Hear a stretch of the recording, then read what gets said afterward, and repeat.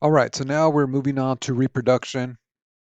So animals, even when they are efficient at eating and moving, ultimately it won't matter if the animals are not able to reproduce, okay? Because if they're not able to reproduce, then they can't pass on their alleles that are responsible for the effective locomotion and feeding.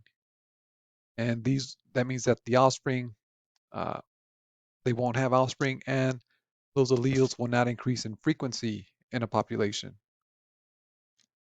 So evolution by natural selection occurs when individuals with certain alleles produce more offspring than others.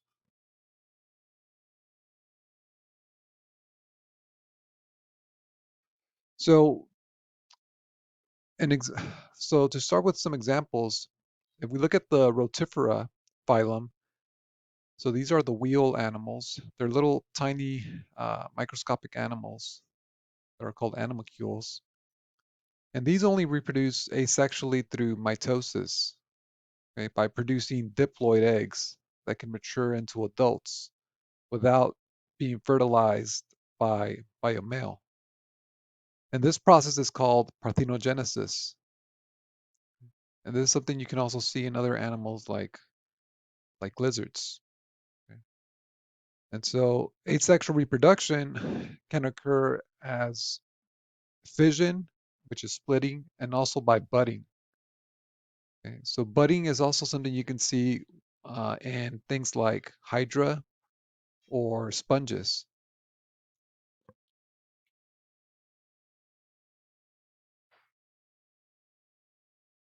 So sexual reproduction via meiosis and fusion of gametes is the most common mode of reproduction in animals. Asexual reproduction is more efficient than sexual reproduction, but sexual reproduction leads to greater genetic diversity. So it's something that's less efficient, but it's more favorable, especially when you have unfavorable conditions, okay? Because the offspring will be more diverse and more capable of adapting to the environment.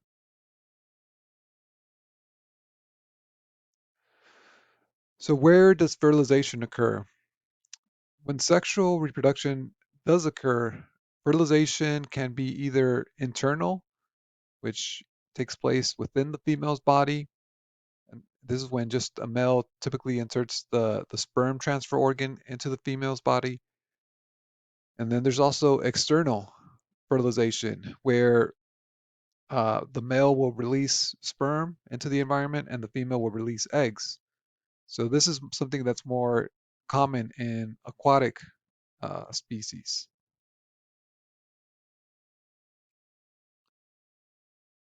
Okay. So where do embryos develop? Animals are grouped according to where the eggs and embryos develop following internal fertilization. So it can be viviparous, which means live bearing. It can be oviparous, egg bearing, and ovoviparous, which means egg live bearing. Viviparous species, these retain the embryos in the female's body during development and give birth to live young, just like humans and most mammals. Then you have oviparous species, which lay eggs that develop independently of the female, and these eggs they have the embryos that are nourished by the yolk. Okay? And this would be the vast majority of animal species, okay? Because you have things like lizards, birds, but then you also have arthropods, like insects. So they make up the vast majority of the species. Ovoviparous species is when the female retains the egg within her body during early development, and then the growing embryos are nourished by the yolk inside of the egg, and then the females give birth to well-developed young. So it kind of appears like vivipary, but it's considered ovovivipary because the eggs are found within the female and they're nourished by the yolk. And you can see this in things like insects, fish, like sharks, and reptiles.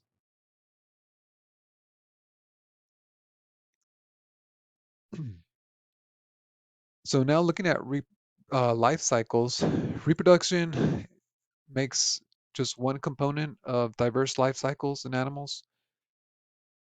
And most sexually reproducing animals have a diploid dominant life cycle.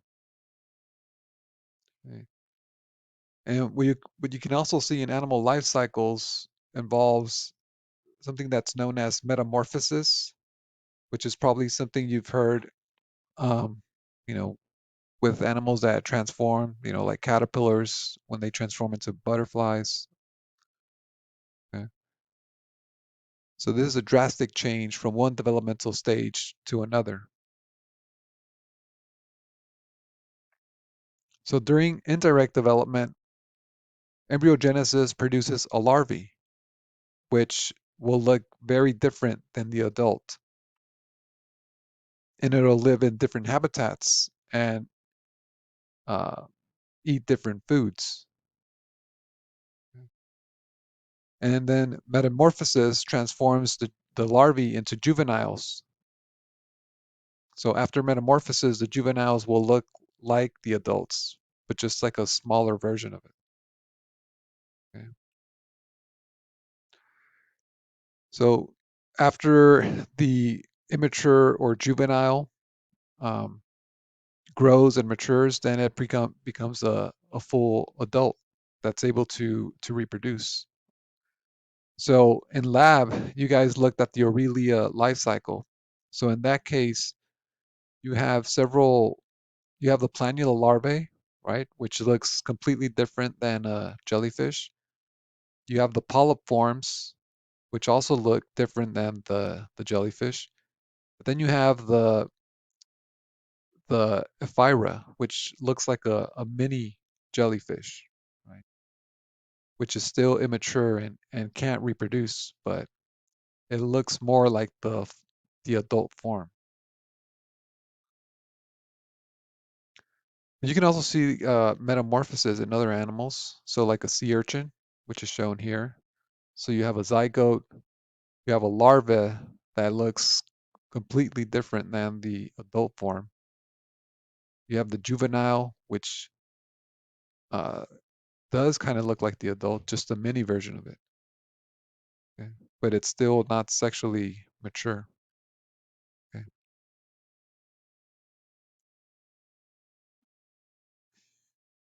So this only happens after metamorphosis. So the larvae that looks different than the adult will look like the adult after metamorphosis. So one hypothesis proposed to explain why natural selection favored metamorphosis emphasizes dispersal, because in some animals, kind of like sea urchins, which are for the most part sessile, uh, having the larval stage allows it to disperse to different habitats. And you can also see this in other sessile animals like clams. Right? Clams are not really very mobile, okay, with some exceptions, but for the most part, not very mobile. But their larval form allows them to disperse to different habitats. And then another hypothesis emphasizes feeding efficiency. So this is because the larval will feed on different foods and live in different environments than the adults.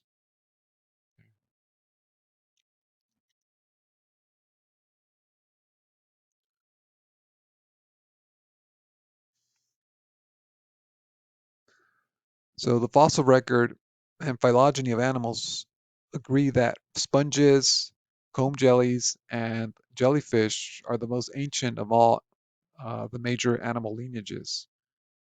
And all of these have a global marine distribution.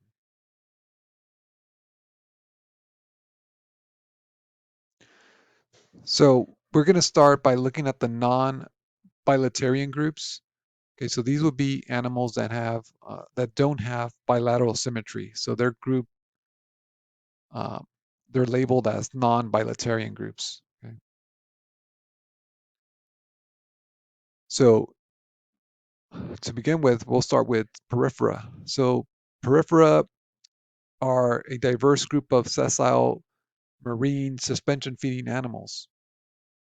And these are common in rocky, shallow water habitats of the oceans that provide food and habitats for other or animals.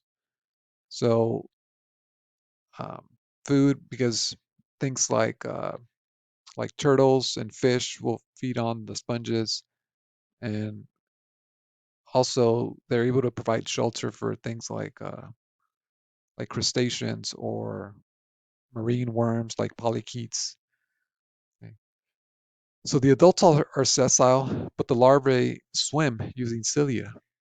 So again, this is how they're able to disperse. The sponges aren't moving, but in their larvae form, they're able to swim to different habitats. So sponges reproduce asexually in a variety of ways. Most species produce both eggs and sperms, but they don't self-fertilize. They can also come in different sizes and shapes, and they also have different types of spicules um, on their uh, as part of their skeleton, their endoskeleton. And so a lot of the times, the only way you can tell sponges apart is by looking at those spicules. Okay. They can also host different organisms, things like protists and cyanobacteria.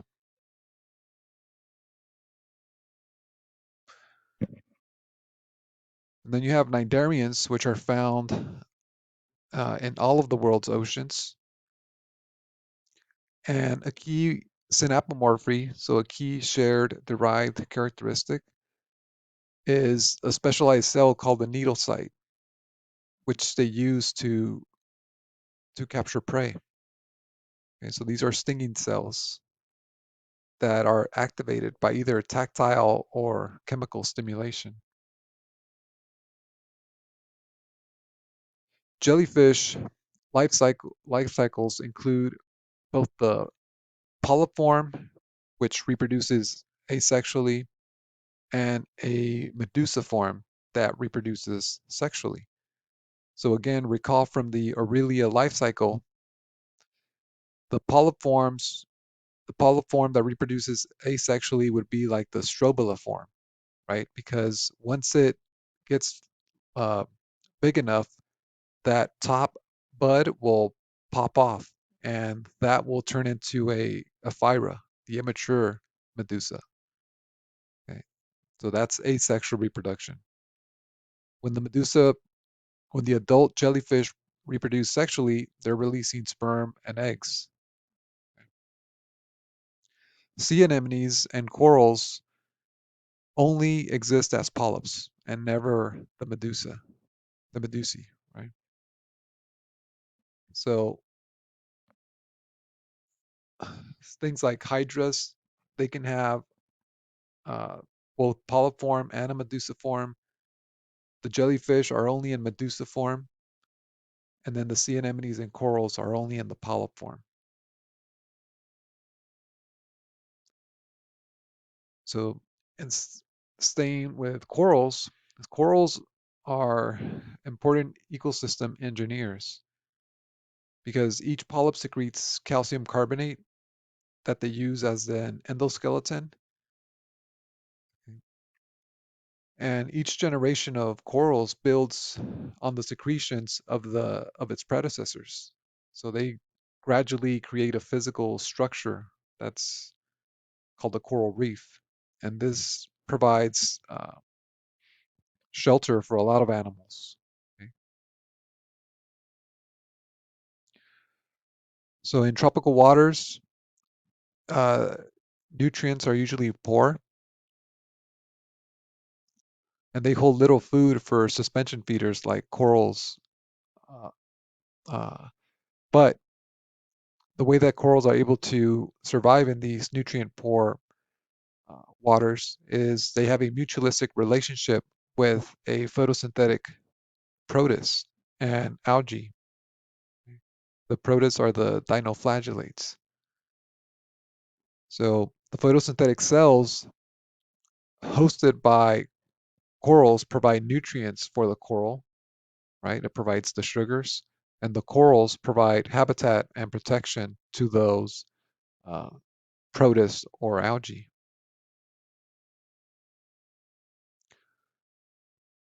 But some coral reefs are now endangered because of global warming and ocean acidification. So when the ocean becomes too acidic, the corals will eject those dinoflagellates, right? And so this is known as coral bleaching. So without the protists to provide the sugars that get from that they create from photosynthesis, the corals can't survive. But while coral reefs are threatened, other cnidarians like jellyfish are able to thrive in warmer waters. So currently, jellyfish are doing very, very well uh, in the warmer waters. That's um, and that's why researchers are predicting that jellyfish populations will soar as other animal populations decline. Because jellyfish are able to, um, because when other animals decline, jellyfish thrive, and then they're also outcompeting other animals. Okay, so we'll stop here. So that will conclude chapter 30, and so we'll continue on the next chapter.